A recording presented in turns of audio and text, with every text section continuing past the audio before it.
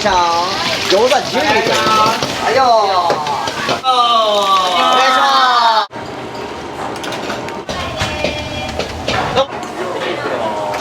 チャーハンもパラパラで、しかもラーメンももうコクがあって、いやめっちゃうまかったですよ。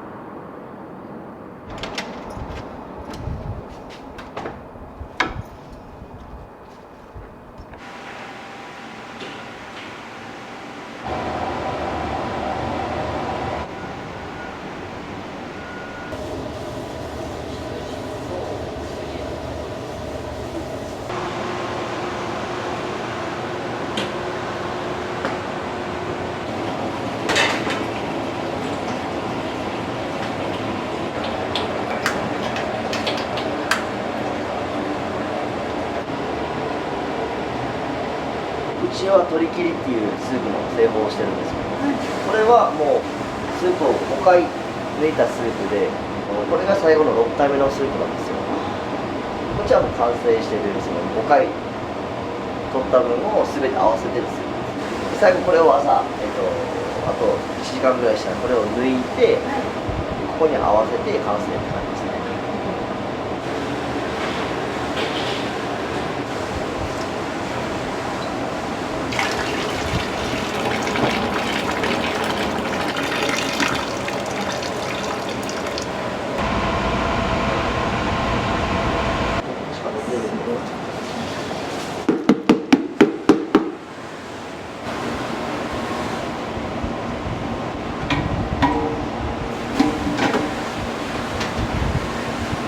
これは焼き飯用のお米ですか？でこれは、白ご飯ですね。あ、違うんですか？違います。硬さも違うし、焼き飯の米には少し若干だけですけど油を入れてて、ここをちょっとコーティングとかこう作りやすくなるように。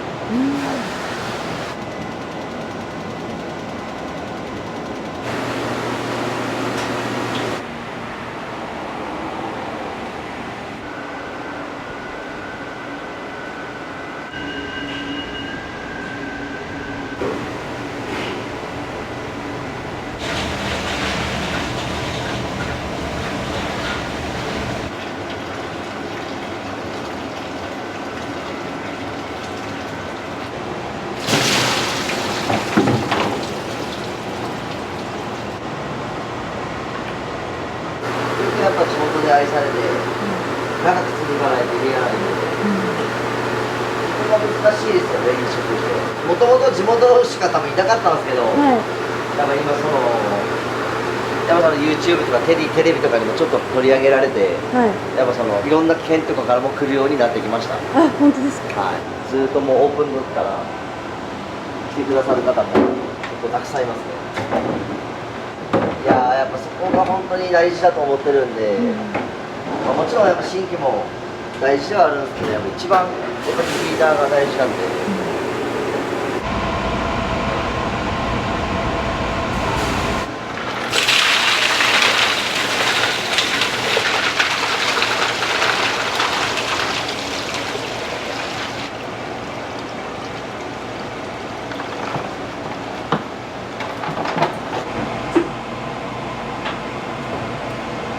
行かせていただきたいなと思って、今回はあれ。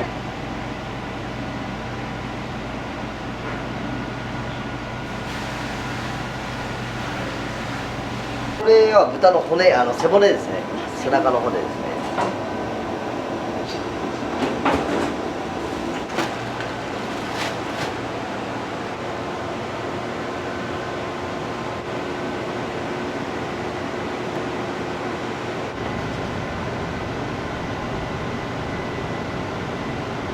こういう切れ端とかは、焼き飯に使ってます。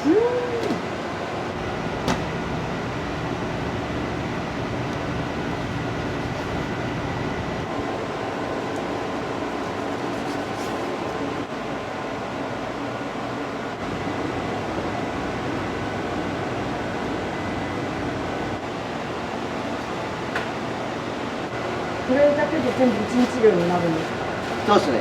すごい量ですね。だいたい12キロぐらいですね。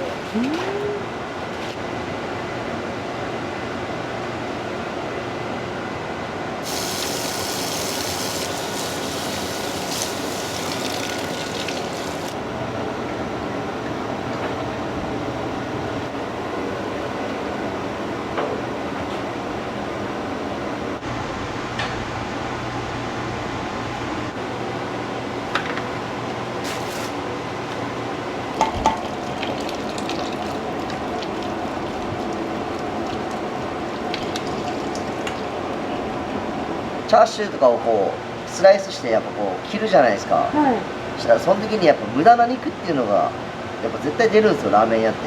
でそれをやっぱ焼き飯とかに使ったりとかするんですよ、大体。でもやっぱその生肉を使った方が断然美味しいんですよね。違うんですね。はい、僕はもう断然美味しい、そっちの方が美味しいんで、こういうやり方をまあその取ってますね。手間はかかるんですけど、やっぱ少しでも美味しい商品を出したいんで。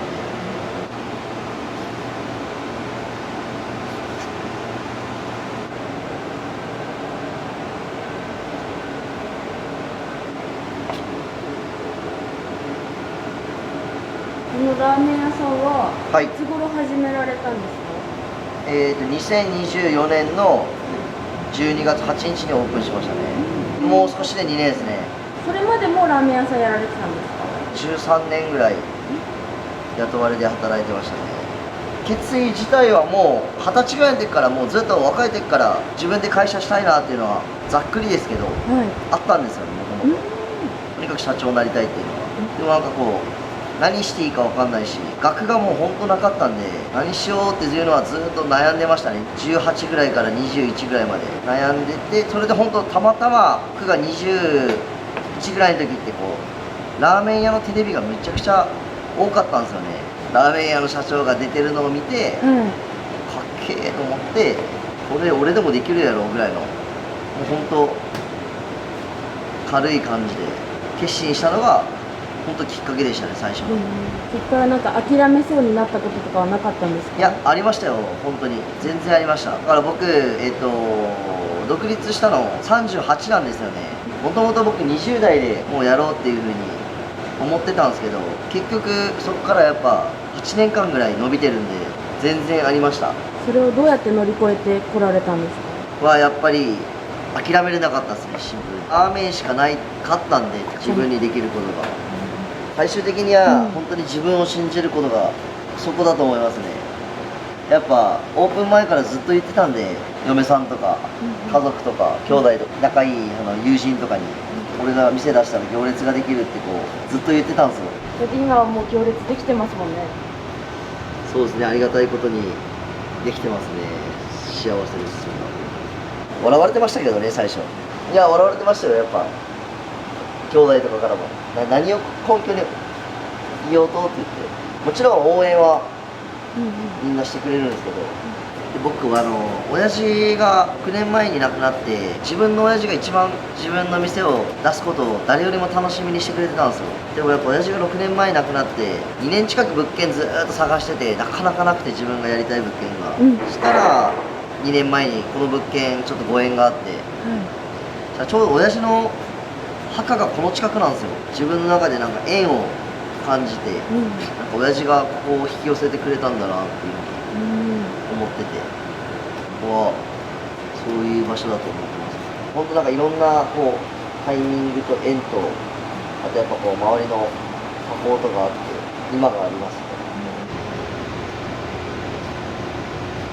今後の目標ですか？やっぱその福岡って言えばやっぱ博多天神なんで、やっぱりその中心で本当に勝負をして、その中心で行列ができる店を作りたいっていうのが自分の一つの大きな目標ではありますね。博多のやっぱこう豚骨ラーメンってすごいやっぱ歴史があって、海外の方からもリスペクトされてるっていうか、日本のやっぱこう食の素晴らしい一つがやっぱラーメンってやっぱ思われてると思ってるんですよ。でその博多で勝負してやっぱこう行列ができる店を作るってやっぱ本当に簡単なことじゃないってやっぱ思ってるんで、そこでこう自分を試したいっていうか、どこまで通用するかっていうのを挑戦したいなっていう気持ちは。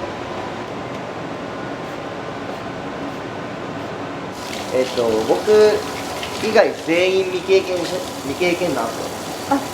でスタッフ20人ぐらいいたんですけど、はい。全員未経験、僕1人だけみたいな。で最初焼き飯はもちろんしなかったんですけど、まあ、ラーメンと餃子だけ。一番びっくりしたのが完全に僕のミスなんですよ。はい。今まで何回もこうラーメン屋でこう働いてきて、立ち上げとかも何回もしてきたんですけど、はい。餃子を揚げるのってもう誰でもできるっていう自分の中で甘い考えがあって、はい。いざオープンしてその告知とか一切しなかったんですよ。やっぱそのもう最初はとりあえずゆっくりやろうと思ってたんですよ。やっぱその未経験なんで、お客さんバーって来られてもさばけないんで、結局満足してもらえなかったら意味ないじゃないですか。提供時間めちゃくちゃ遅い、オペレーションぐちゃぐちゃ、じゃあ意味がないんで、したらなぜかブワーってお客さん行列できるんですよ。すごい。最初からですか？いや嬉しいんですけど、いざオープンしたらもうで餃子タイマー鳴るんですよ、もう出来上がったらビーって、でビーってなって「よし餃子揚げろ」っつったら「すいません餃子の揚げ方分かりません」みたいないいみたいな、それがもう今までできるっていうのがもう当たり前でいるんで、僕がみんな未経験だからできないのは当たり前じゃないですか、そうですね。みたいな、もうやばいやで伝票もうわー溜まってるんですよ、もう満席なんで、もうお客さん待たせるわ、オペレーションぐちゃぐちゃやわ、だけどすっごいもう本当にお客さんにめちゃくちゃ迷惑かけましたね最初。今はもう皆さん。今もうすごいっすよ、さばきますよ、めちゃくちゃ仕事できると思います。だってやっぱ昼だけで200名様以上のお客様をやっぱこう4時間で回すんで、それってやっぱこう技術がないと絶対できないことなんで、でもそれをもう全然みんな楽勝でこなすんで、さすがだなと思って。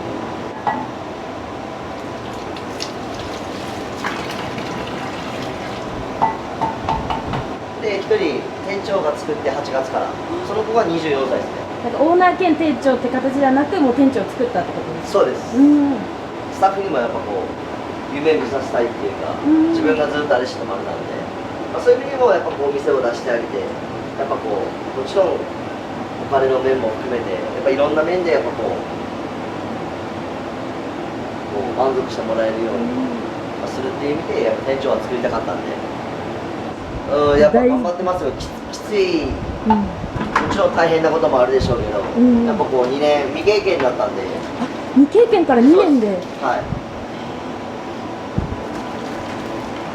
もちろんまだまだ足りないところとか怒られることも全然あるんですけど、やっぱもう大事なことってやっぱこう前向きかどうかって思ってるんですよ。やっぱこう失敗ってやっぱ絶対あるじゃないですか。でもその時にやっぱこう前向きになれるかどうかが今後を左右するっていうか、そこが一番大事だと思ってるんで。前向きな人間は伸びますよね、絶対。それを持ってるんで、その子は。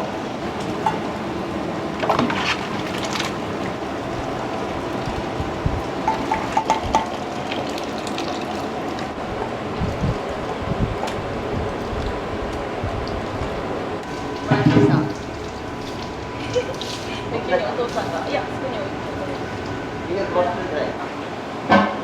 俺ですより下の再生取れると思う。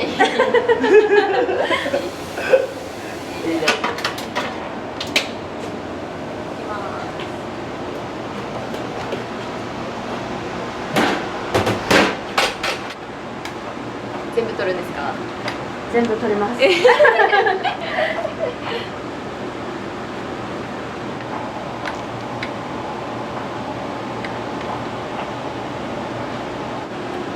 味しく炊けてますか？はい、バッチリです。バッチリです。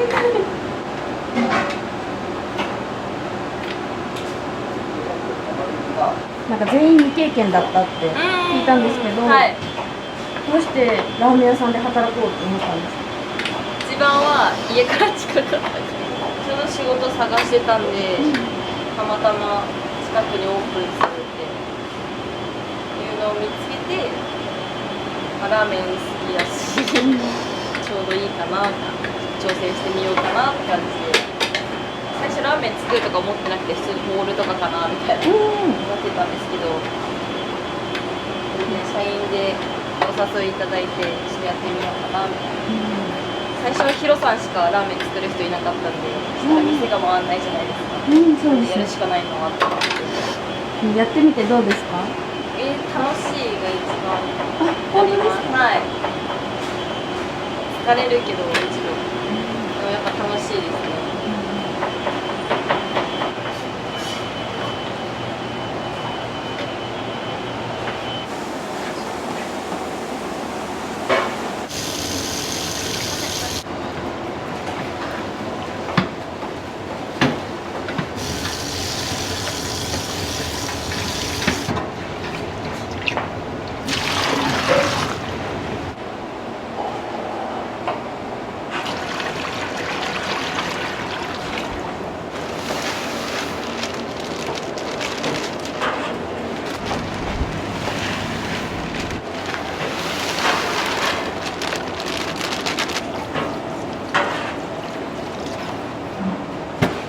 これは焼き飯用のご飯。はい、焼き飯用です。今から一発炊いて、炊き上がったらもう一回炊きます。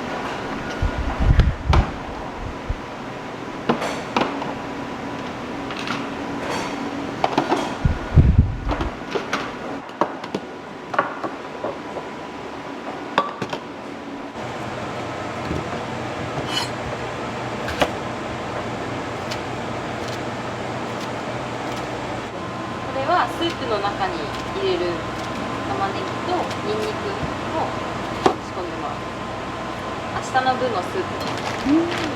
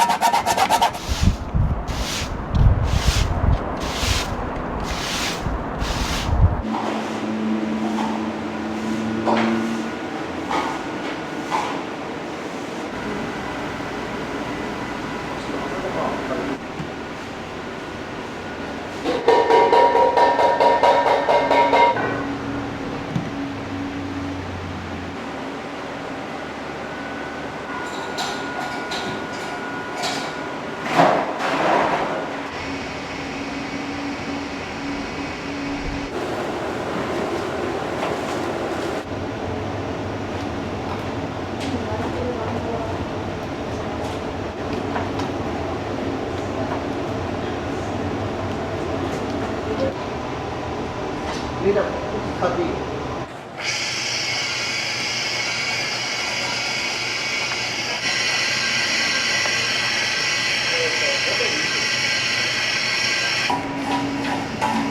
これはラーメンこっちに入れるんですけど、はいその横にちょっとおまけみたいな感じで最初営業始まって終わるまでこれがなくなるまでちょっとおまけみたいな感じで入れてます。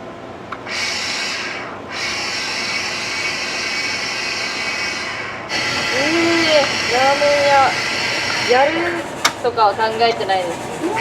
下でこう支える方が自分に合ってるんで、なんでまあ縁の下の力持ち的な感じでいきたいと思ってます。これからもここで。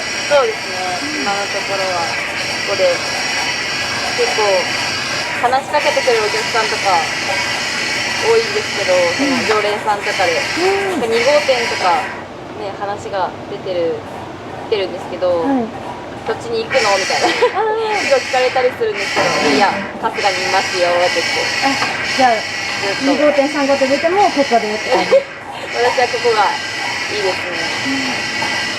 みんな優しいんで、じゃあすごい雰囲気がいいですよね。いやそうなんですよ。みんな優しいし、お客さんも優しい方ばっかなんで、変な人いないし。常連さんめっちゃ多いです。もうオープン当初から来てくださってる方とかも結構多いです。近所の方とかも結構来てくださってます。家近いんだよねみたいな。常連さんに人気なのはどういう組み合わせが人気なんですか？絶対焼き飯セットですね。焼き飯セットなんですね。セットです絶対。大体多分常連さんはまあ人それぞれですけど、焼き飯セット多いじゃないですかね多分。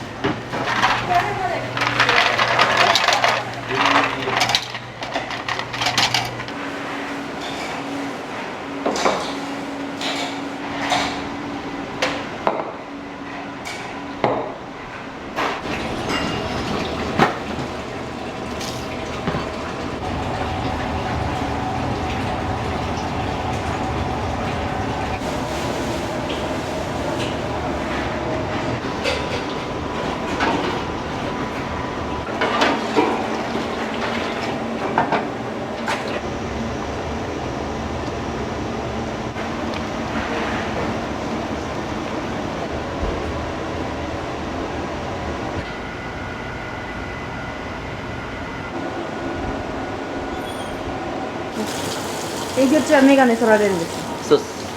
目が曇るんで。あ、そっか、そうですよね。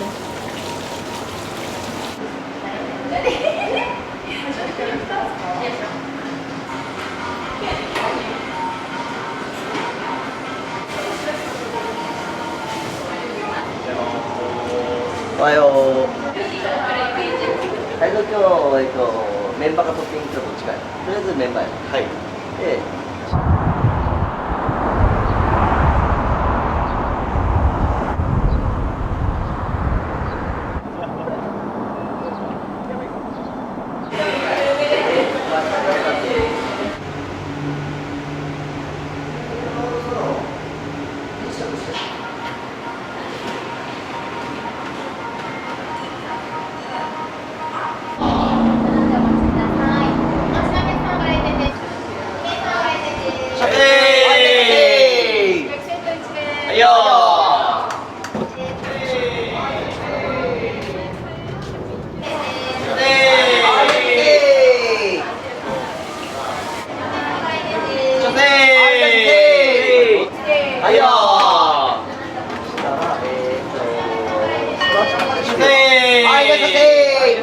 お願いします。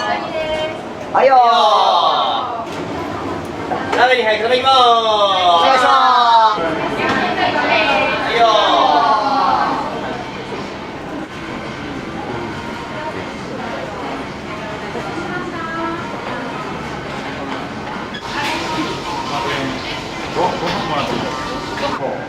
大事はあるんですけど、一番リーダーが大事なんで。そうです。はい。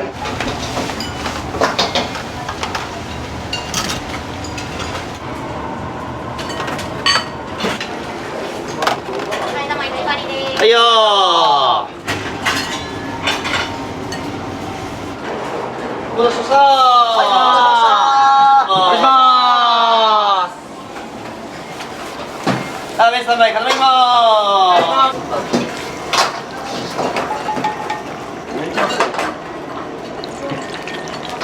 いや、はい。数麺最後はダメ。いいよ。4番。はいよー。4番も一緒よ。はい、どうも一緒で。はい。画面の写真。画面普通面ですね。後の少々もう少々お待ちください。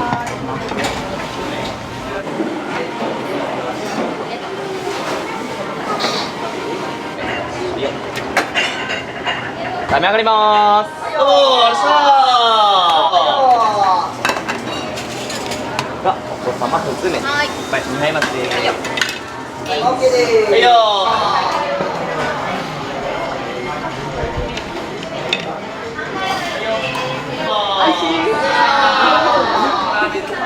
ご案内します。はいよお帰りです。どうもありがとうございました。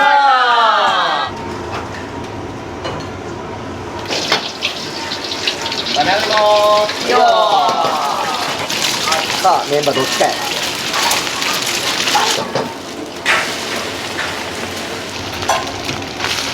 ダメ上がりまーす。よ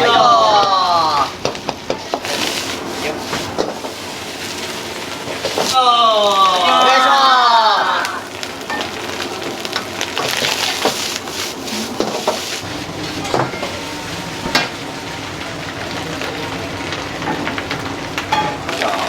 白ご飯 A1 人とチリチリと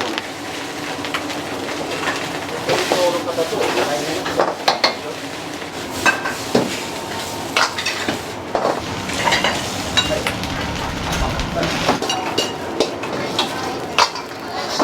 はいよ A1 で4名ご案内します。はいよー。はいよお願いします。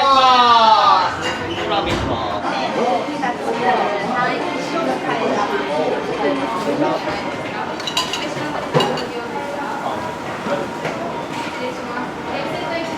よそれはめっちゃうまかったですよ。チャーハンもパラパラで、しかもラーメンももうコクがあって、もうここ結構話に聞いてて、一行者のなんか一行者さんで修行された方がオープンされたかなんか聞いたんですけど、ちょっとわかんないですけど、噂を聞きつけてこそうですそうです。初めてそうです。うちの息子たちは何回か来たことあるみたいなんですけど、それでちょっと今日はちょっと行ってみようかということで。ありがとうございます。はいよー。どうもありがとうございます。はいよ。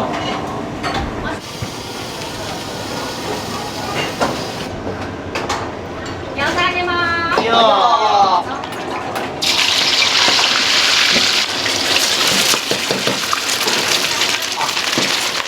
上がりまーす。上がりまーす。はいよー。はい、いらっしゃいませー。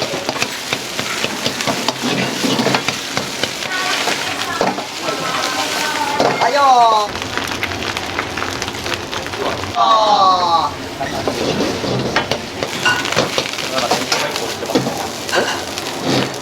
お待ちで。生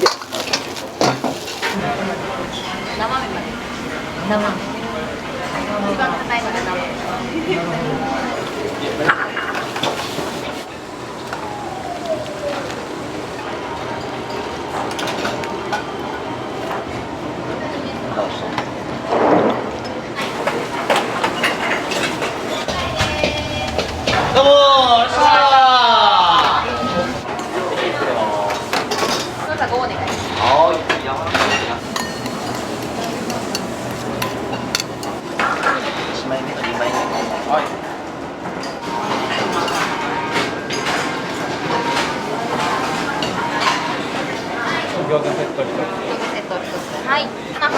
予定です。いいよー。お願いします。いいよー。いいよ。ありがとうございます。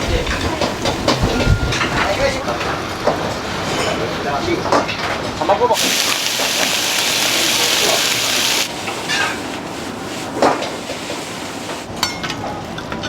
餃子5入りまーす。いいよー。それご注文の品物は以上でおさらいですか。ごゆっくりどうぞ。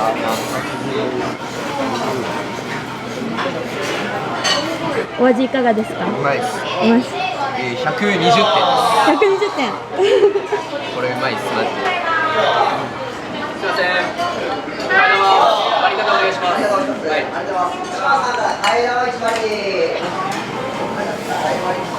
これすごい。すいません、替え玉肩一つお願いします。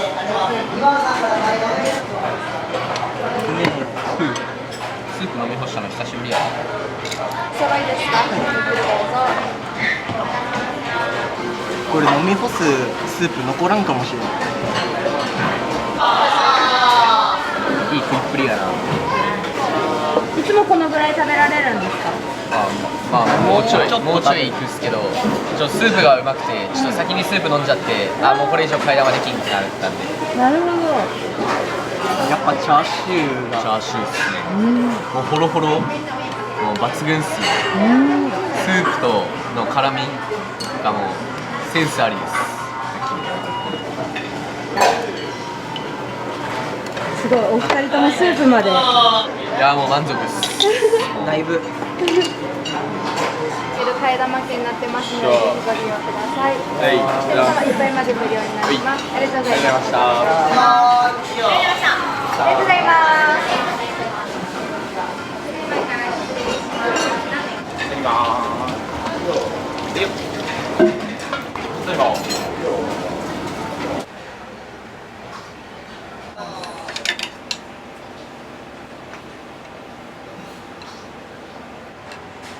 バッチリ。美味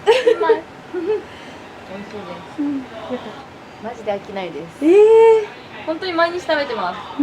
結構なんかスタッフは他の人は焼き飯とかなんか交互で食べてたりするんですけど、私毎日食べてます。結構時間がこうタイトなんで、バーって食べてすぐ行く感じです。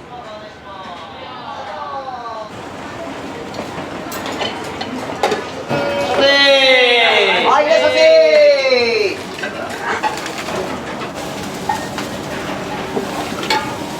7番で。ラーメンにはい、いただきまーす。はいよ。どうも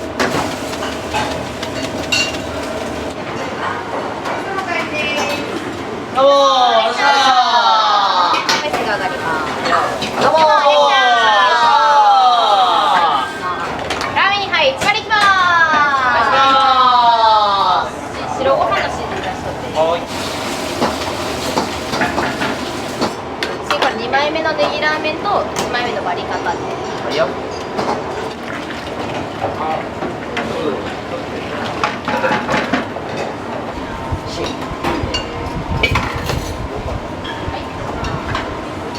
お願いしますまた麺を2つ入れます。いただきます。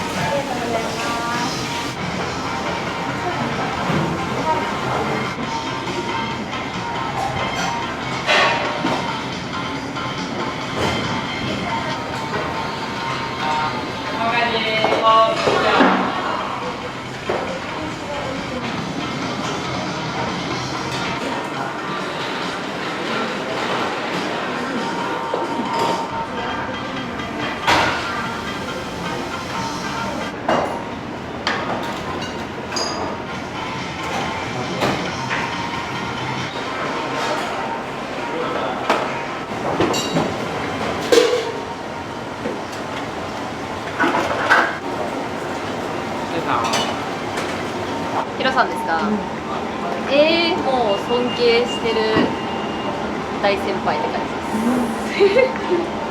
なんか今まで会った大人の人の中で一番出会ったことない人種みたいな。人間としての中身とか仕事に対する熱量とか姿勢とかこんな人おらんかったな感じ。尊敬するところしかない感じ。これからもここでずっと働き続けるって感じですか？そうですね、働き続けたいなって思います。はい。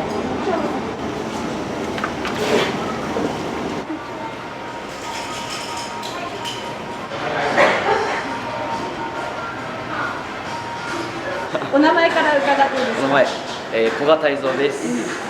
ここではどんな立ち位置にいらっしゃるんですか？今は店長をしています。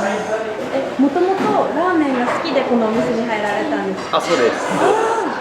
最初はバイトだったんですけど、途中でもう社員になってラーメンの道で行こうって決めました。将来はお店を持ちたいとかそういう野望みたいのはあるんですか？あります。将来はやっぱ自分で店出せるように、やっぱり今こうしっかり勉強して頑張りたいです。どんなかなもう一番尊敬する人ですね。ヒロさんみたいにやっぱならないといけないなと思うし、将来はヒロさんを超えれるようなラーメン屋になりたいです。いつも、近いところ、遠いところからも、来てくれるお客さんもいらっしゃるので、いつもありがとうございます。うちのラーメンを食べて、少しでも美味しかったな、また来たいなって思ってもらえたら僕たちも嬉しいので、一回来たことある人も、これから行きたいなと思っている人もぜひお待ちしております。お名前からお願いします。川谷圭介と申します。おいくつなんですか？今18です。社員でやってます。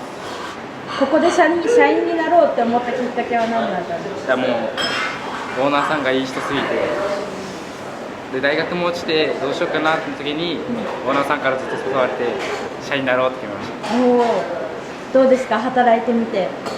もう楽しくて、毎日楽しいです。お兄さんは何か野望はあるんですか？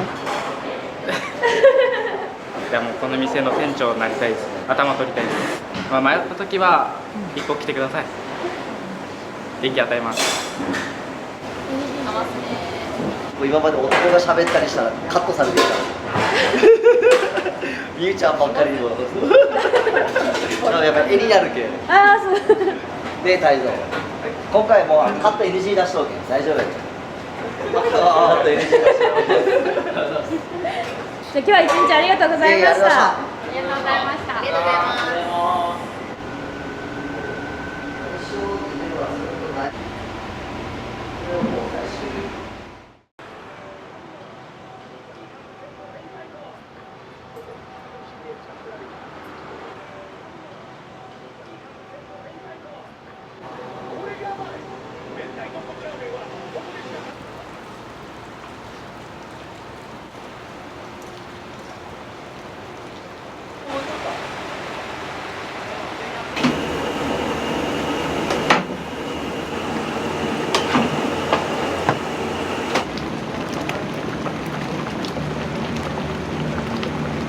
これは今豚骨スープを朝できたのを火入れてます。でこれは豚そば醤油のスープですね。あと20分ほどで完成します。全部ここで作って他の店舗にも。そうです。あ、これは各店舗。あ、各店舗。はい。これはあっちにも朝作ったやつあるんですけど、これを今から朝配送します。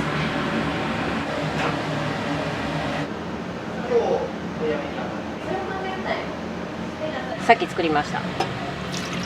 基本油は毎日出来たて。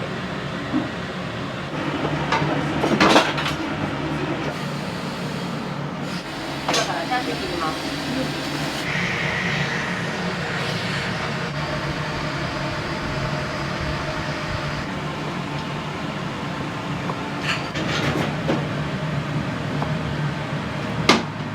このチャーシューはどこの部位のチャーシューを使ってるんですか？豚バラよね、チャーシュー。チャーシューは豚バラですね。はい。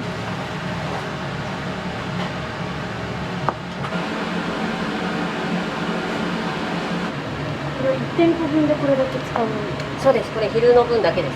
昼の分だけ？そうです。昼の分で平日なのでだいたい8号から9号来てますね。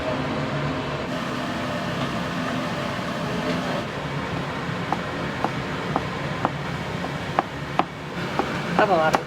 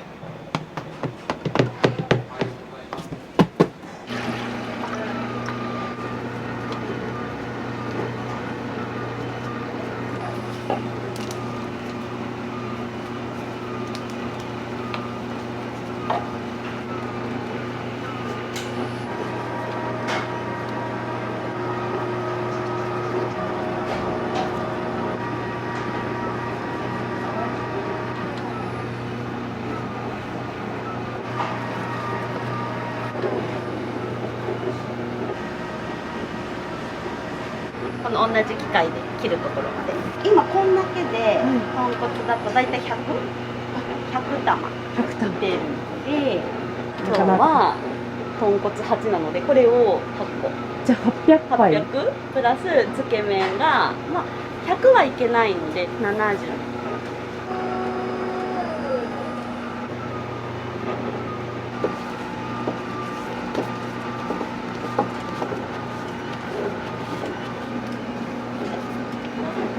これは2回伸ばしてる感じ。これはさっき作ったのを合わせて伸ばしてる感じ、合わせてちょっと分厚くなってそれを薄くまたするみたいな。最初バラバラだったのを1枚にして、1枚だったのを2枚に合わせてもう一回合わせて、でそれを今度こんな打ちながら2回伸ばしてその後切ります。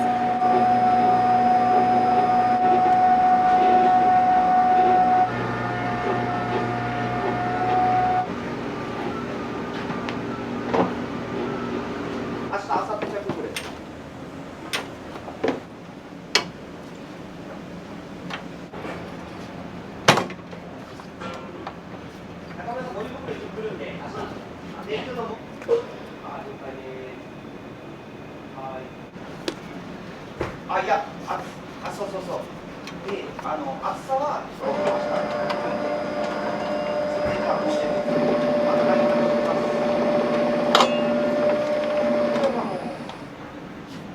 最初の4発目ぐらいまではちょっと重さが安定しないので測ってち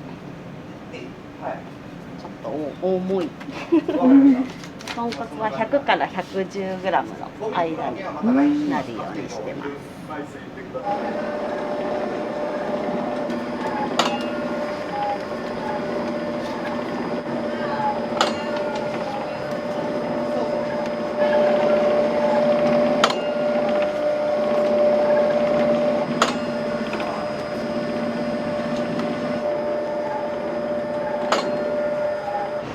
あ、スープを。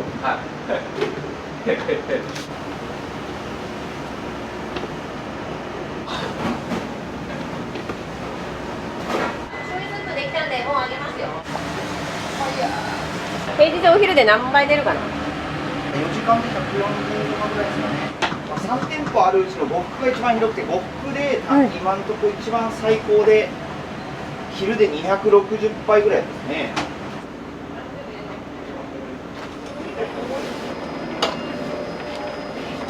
豚の背脂ミンチと玉ねぎとニンニクで水分飛ばしていきます。これがラーメンの香りの決め手になる感じですね。味はスープですけど。5、6分に1回ぐらいは混ぜんと当たるって言って焦げつくんですよね。1回焦げついたらもうどんどん焦げつくんで、そこがもう焦げ臭いスープになってしまうんですよ。だけ焦げつかんようにもう短いスパンでずーっと混ぜようかって感じですね。あれですね、豚のげんこつ、ロース骨、鶏ガラ、豚頭ですね。4種類使ってます。はい。これも毎日。そうですね、今は3店舗になったんで、毎日炊いてますね。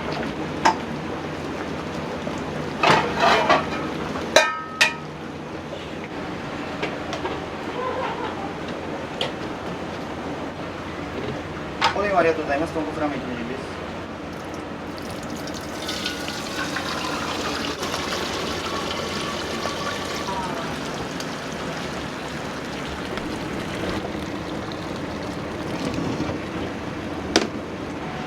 豚のげんこつと、鶏ガラ、煮干し、サバ節、うるめ、昆布ですね。粗熱取ってしまうんですけど、今度使う時は上に油を浮くんですよね。その油を全部取ってしまうって感じで、それが臭みの元になるんで、油だけは外して使う。これは昨日作った醤油スープです。さっき抜いたやつですね。あれを冷まして冷凍して翌日油取って使う。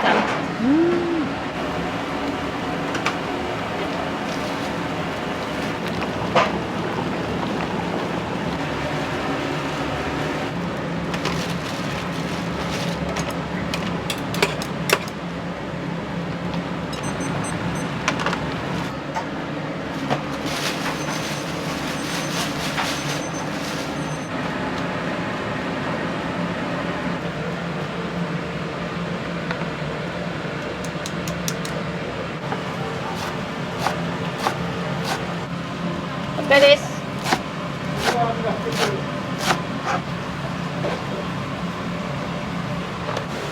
こ来るお客さんは普段何で来られてるんですか？車が多いですね、最近は。提携している駐車場、パーキングもあるので、そこでサービス券渡したりしてま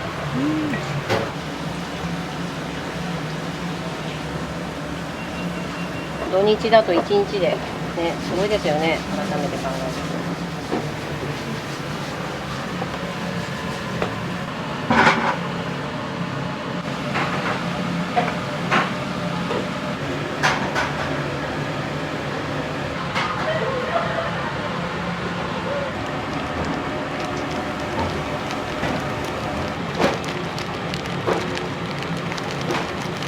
これですね、うちの店でやってる明太豚骨ラーメンっていうのがあるんですけど、それに使うソースですね。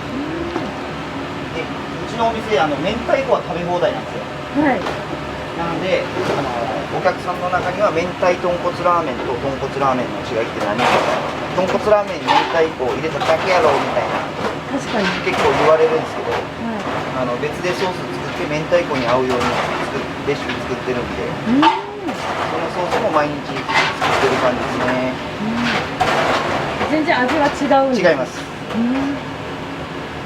それは食べてみてください。はい。ちなみに今日食べるとしたら何がおすすめですか？それはやっぱ豚骨ラーメンですかね。豚骨ラーメンはおすすめなんですけど、明太豚骨ラーメンも美味しいし、あとこっちの店舗だけでやってる混ぜそばと、渡辺通り店、極町店だけでしかやってない明太混ぜそばっていうのがあるんですよ。それもできれば食べ比べてみてほしいですけどね。一人じゃ足りないですね。足りないです。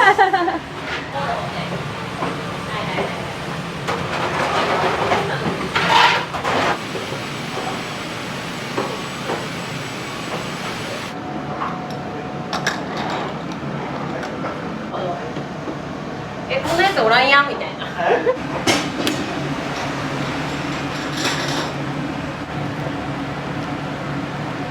人気の食べ方、ここ超最高。これやばい。明太豚骨ラーメンはナンバーでも。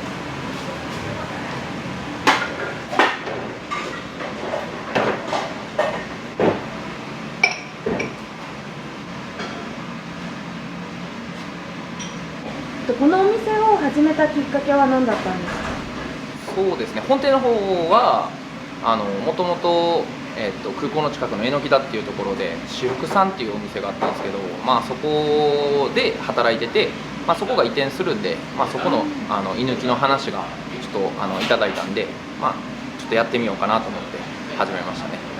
1がついてるラーメン屋多いんですけど、あと、高知の方言で、一生懸命にひたむきな様っていうのが、店名の一無尽っていう言葉なんですけど、それでその意味も僕は好きですし、一っていう博多でラーメン屋さんで縁起がいいっていうところもあって、その店名にしましたね。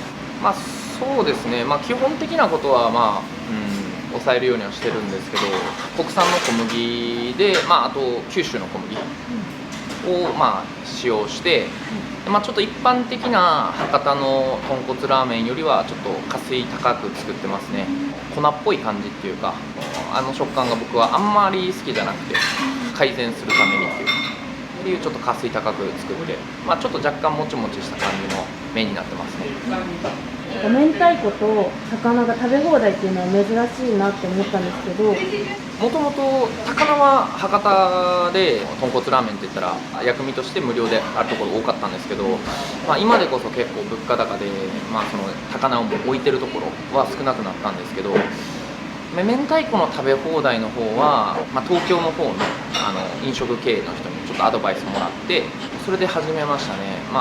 博多で豚骨ラーメンやってるなら、その明太子っていうその博多名物を掛け合わせたらもっとお客さん来てくれるんじゃないかっていうことでアドバイスもらって、最初ちょっとビビりましたけど、それが見事に結構ハマって、いろんなお客さんには喜んでもらってますね。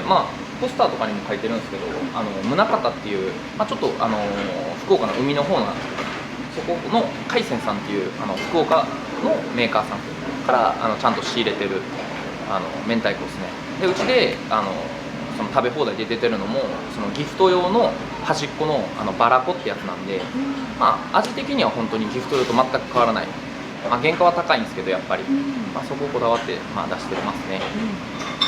他に何かこだわりとかってありますか？豚骨ラーメン自体が結構、スープに寄ったラーメンっていう認識があるんで、やっぱ結構スープにはこだわりがあるんですかね。でも結構骨の量も使いますし、圧力鍋を使用して、うちは結構骨砕くタイプなんで、髄のうまみとか角部位のうまみをブレンドしたような感じで、万人受けするようなスープにはしてますね。今博多区でとりあえず2店舗、中央区で1店舗なんですけど、それを中央区でこれから出店して、博多でしっかり認知されるブランドにしていきたいなっていうのはありますね。そこがしっかり基盤ができたら、関西とかに出店したいなって思ってますね。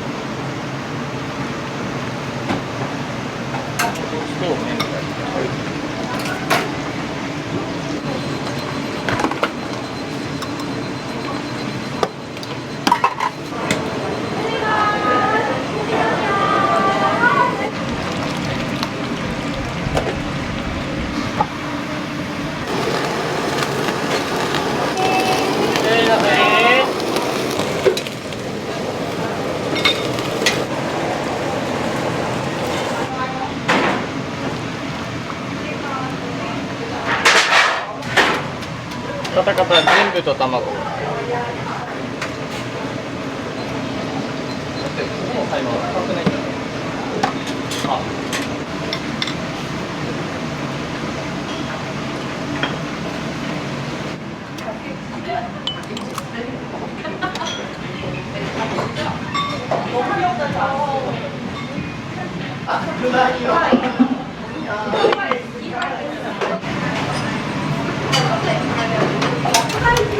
はーい、神谷さん何番？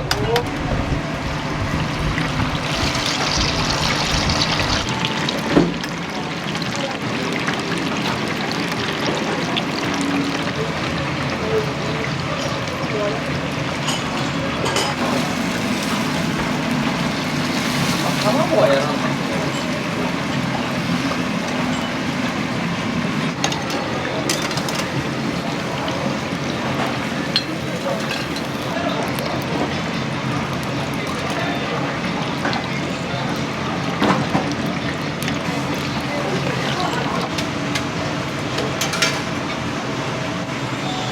階段の回り方。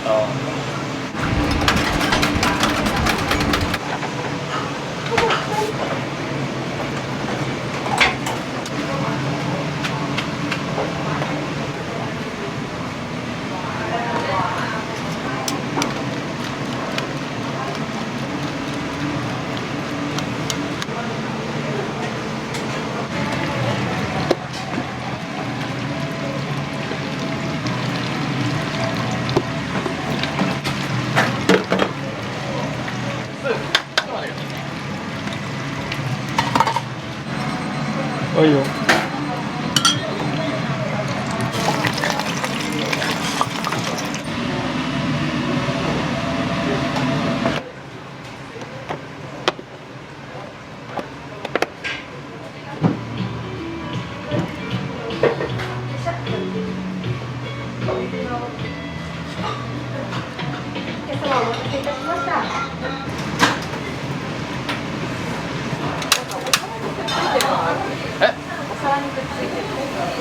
いや、そうね。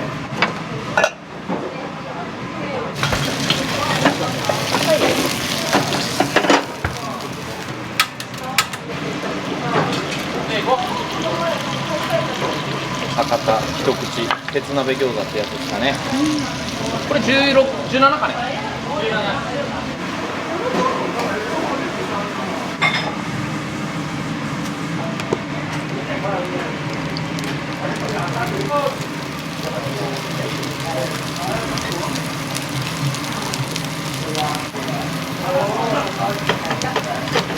お客さんの目の前でかけるんですけど、どうします？かけますね。これ上に味がついてますよ。よく混ぜてお召し上がりください。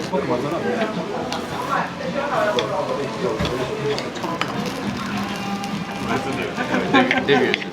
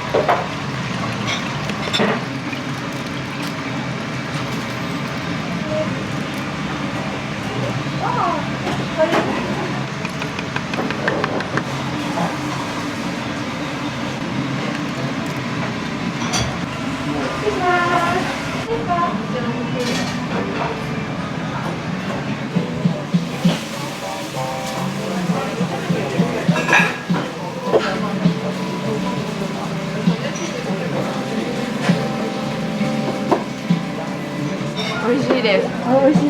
はい。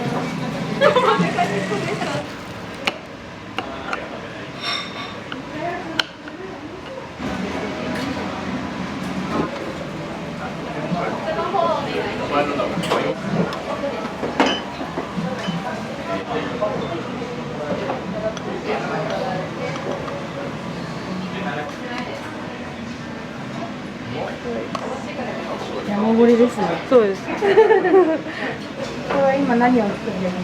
これはタルタルを作ってます。明太子の。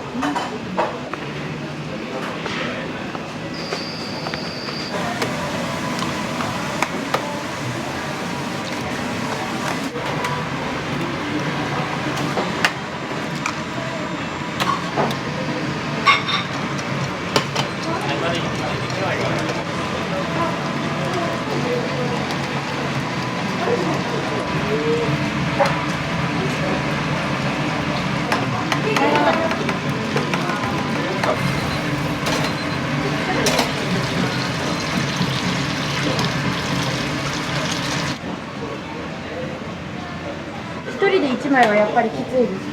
きついですね。女性は特にめっちゃきついです。やっぱ半分でちょうどいいぐらいですよね。この卵が結構しっかりしているから。い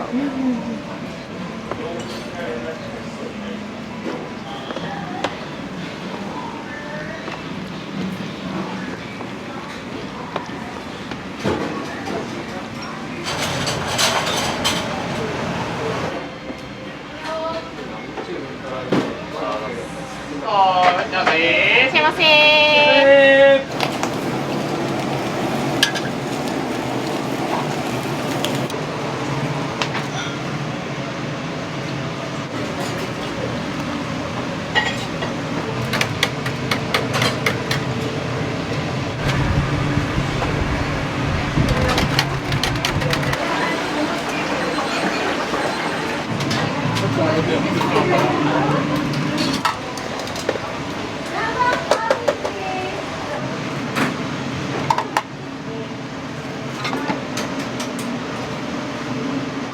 卵が入ってないです。熱いですよ。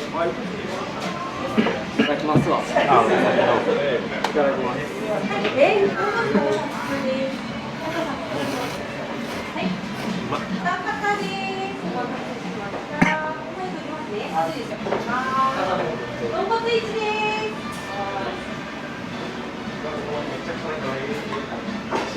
お味いかがでしたか？とっても美味しかったです。僕らね、ちょっと東京の方から今日旅行で来てるんですけど、そうなんです。なんかこの魚介の風味がね、とっても良くて、あんまり福岡じゃ食べれなくて、明太子も美味しくて、みんなね、福岡来た時にはぜひ来てください。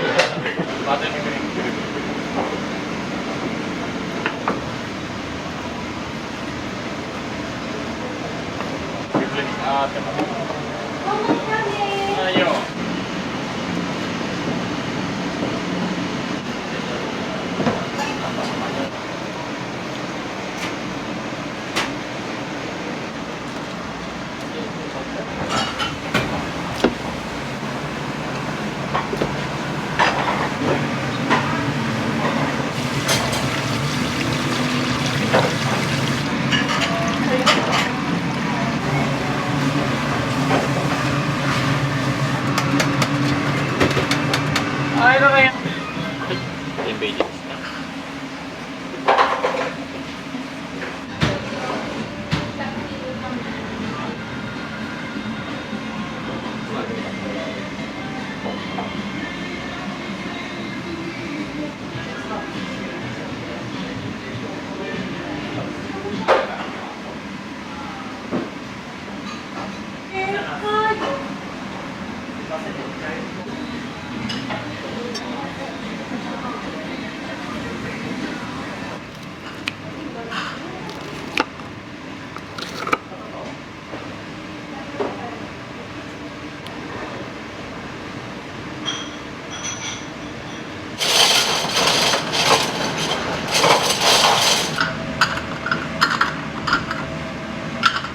今日は一日撮影ありがとうございました。ありがとうございました。またお待ちしてます。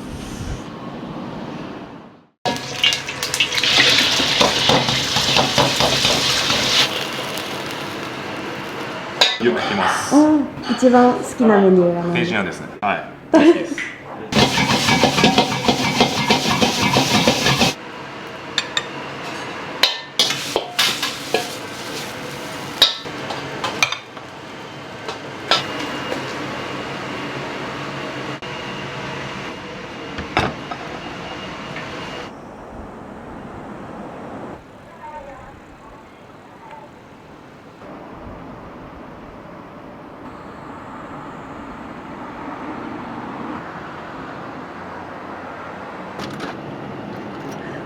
もうお願いします。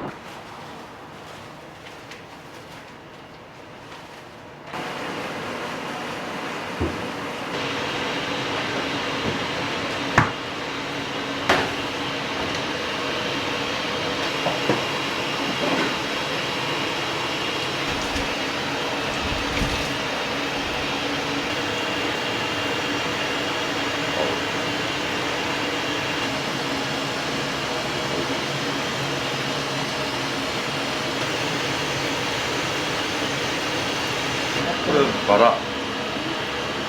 長肉。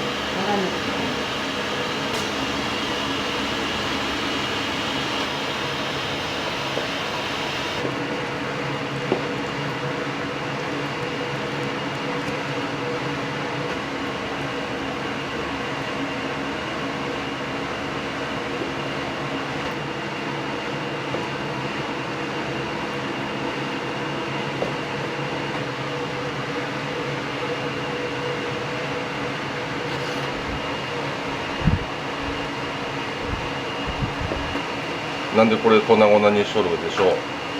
チャーハンに混ぜる。違います。違う。今が食べます。ちょっ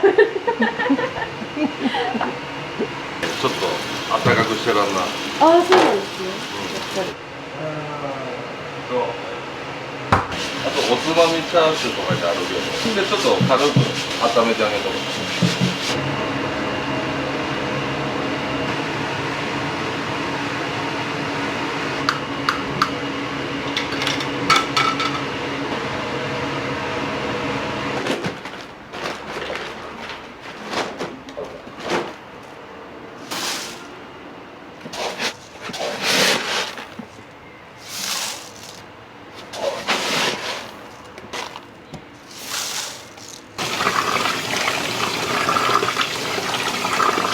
1日何升ぐらい？1日12から15。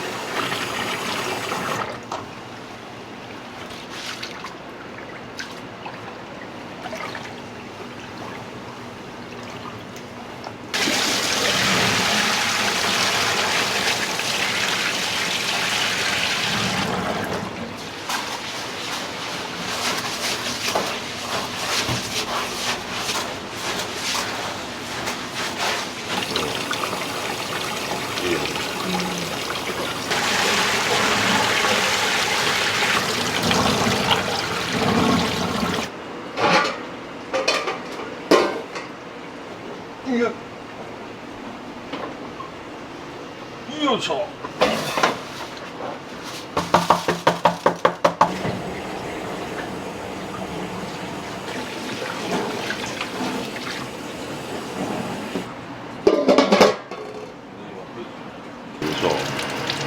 この数ですか？どうするでしょう。子猫の餌とかですか？近いね。あ、近いですか？そんなに大きくないと思うよ。ここだけちっちゃくすること。小鳥。ブー。はい、外出るよ。はい。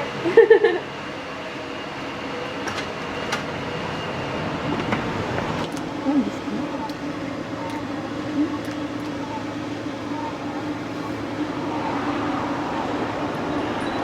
あ、カメ。柵へ。恥ずかしいと。水温高なからね。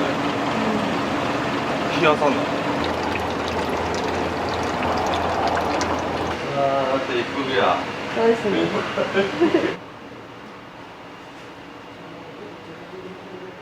そうしよう、そうしよう。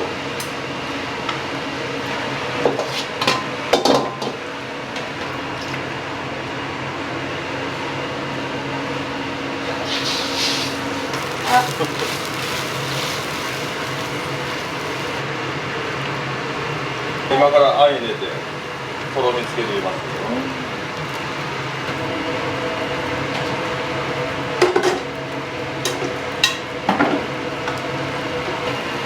ど、いっぱい見て応援せんなんね。ありがとうございます。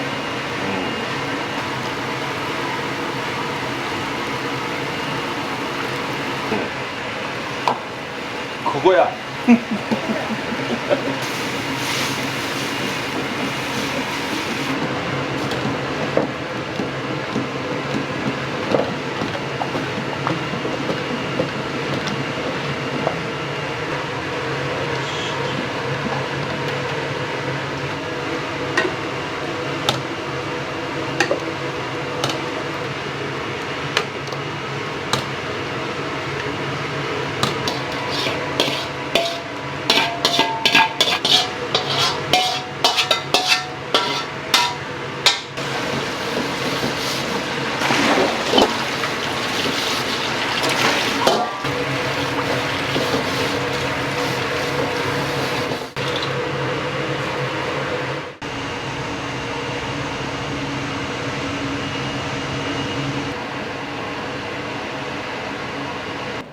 すり鉢は。ボリンオとか。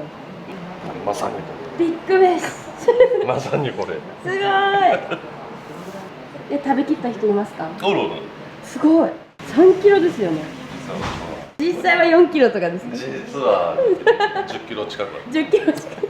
初めこのサイズでやっとったんやけど、はい。作っとるの楽しくなってくるから、どんどんご飯持ってって。卵乗せたら、やっぱ、バカで揚げ物みたいな。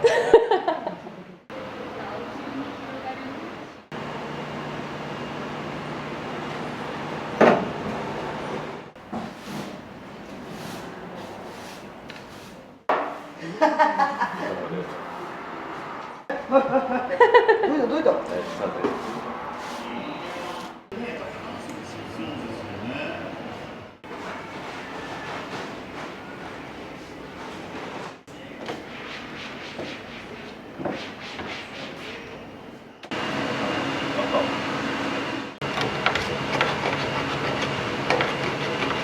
ちなみにスポンの名前メンマイ。そうなんですか。一緒やろ。メンマちゃんはいつからいるんですか1年半ぐらいなのかな。結構ずっと。どうしたら懐くかな。すぐ噛もうとするかな。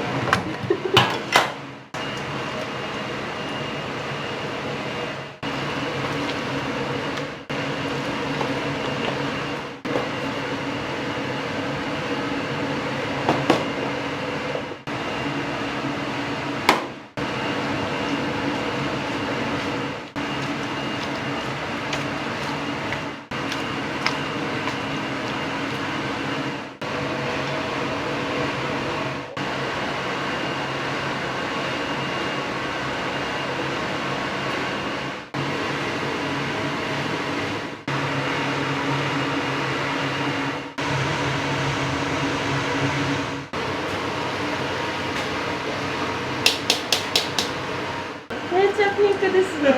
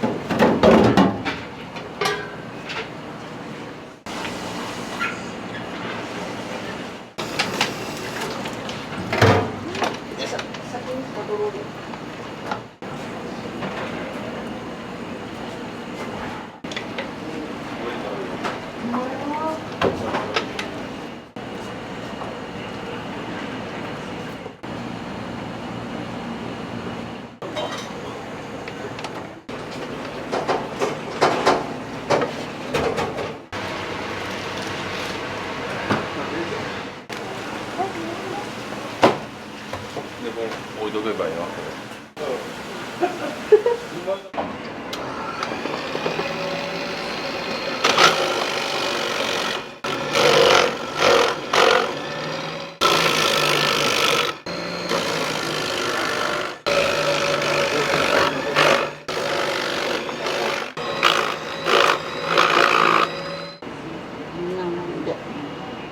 昨日ちょっとやってるんで、今日は少しだけ。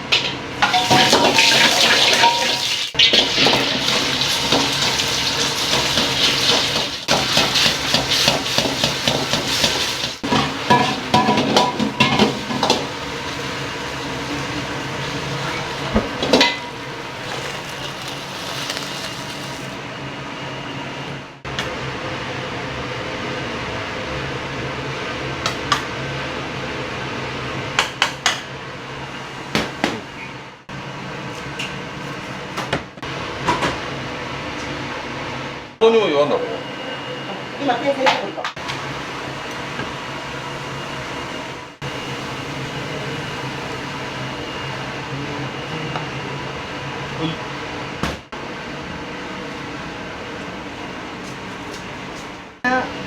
忘れてました。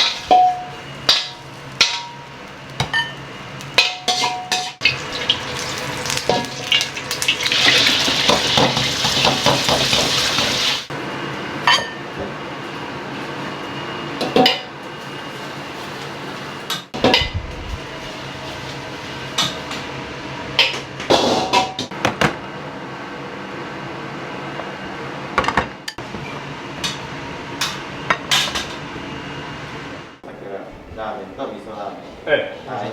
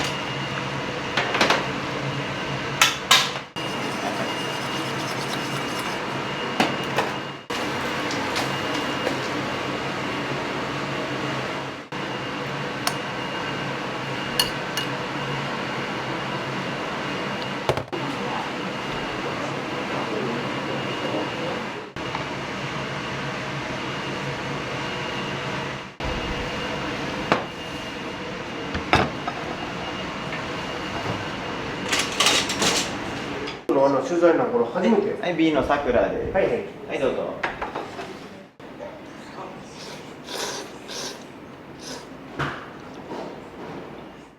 お味いかがですか？うまい。うまい。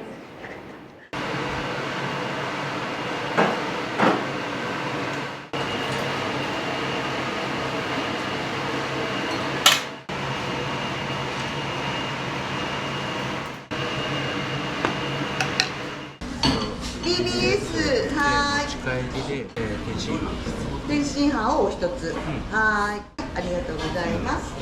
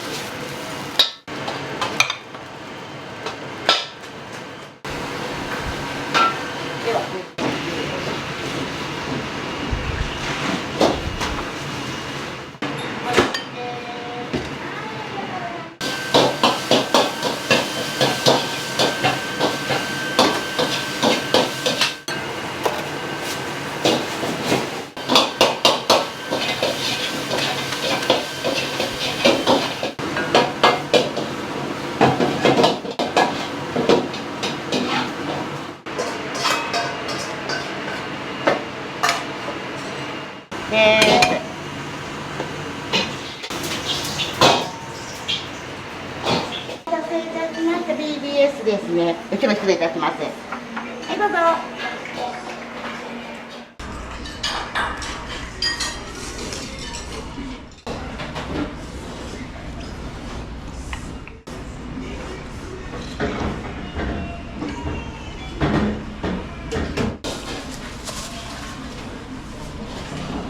お店はよくいらっしゃるんですか？はい、うちすぐそこで、多分もう15年か20年ぐらいやっとると思うんですけど、昔から食べとる味っていうか。ずっと通ってらっしゃるんですね。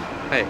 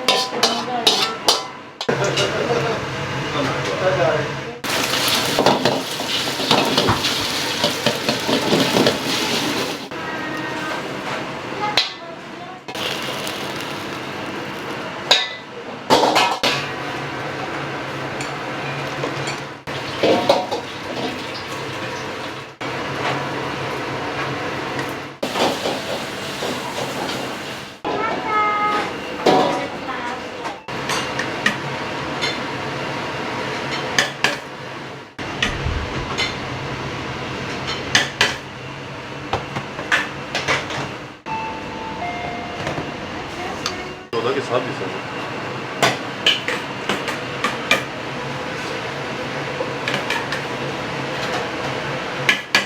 どうよ。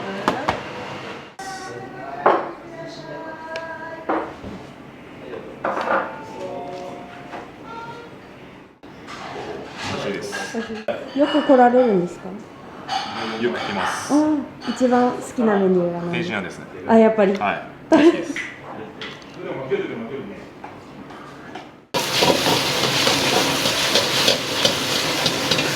卵焼いたりと。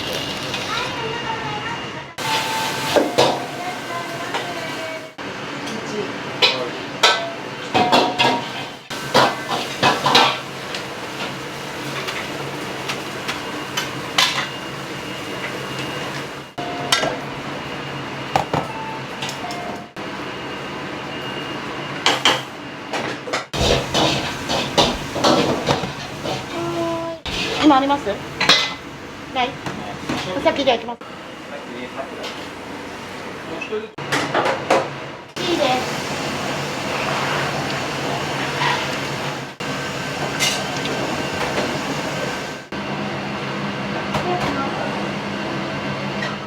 もうずっと中華料理作り続けられてるんですか？20歳か。20歳ぐらいからずっと。28年間。それまで今みたいに彼バイトでこういうところでやっとって、それからこの道に入って中華一筋。ずっとここのお店でやってたんですか？ここやる前はショッピングセンターの中にテナントとして譲り受けて、そこでしばらくやってここのでここさくらって名前の由来は何だったんですか？国神社の桜、こういうのが好きやから。時間は。いやね、このタイムカード。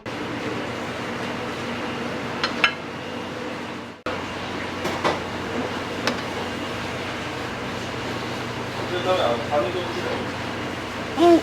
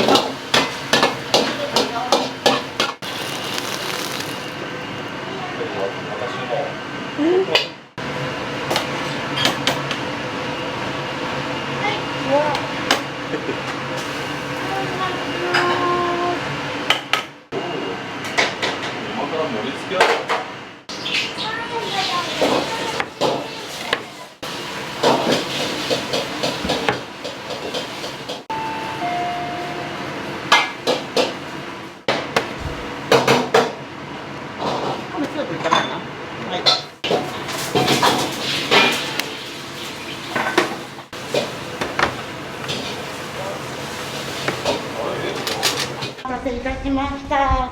タルタルチキン天津飯です。どうぞ。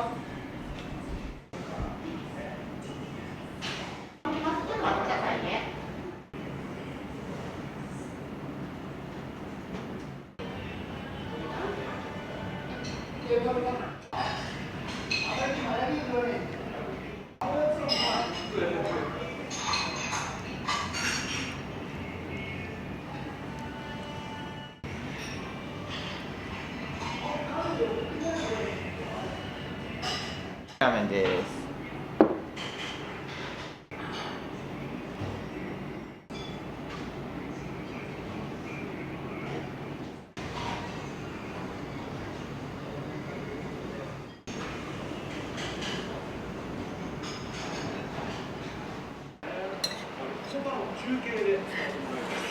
いつも天津飯ですか？いつも天津飯。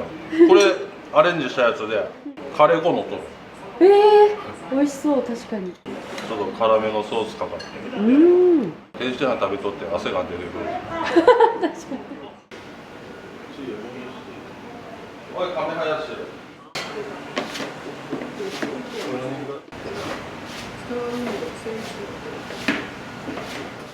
お疲れ様です。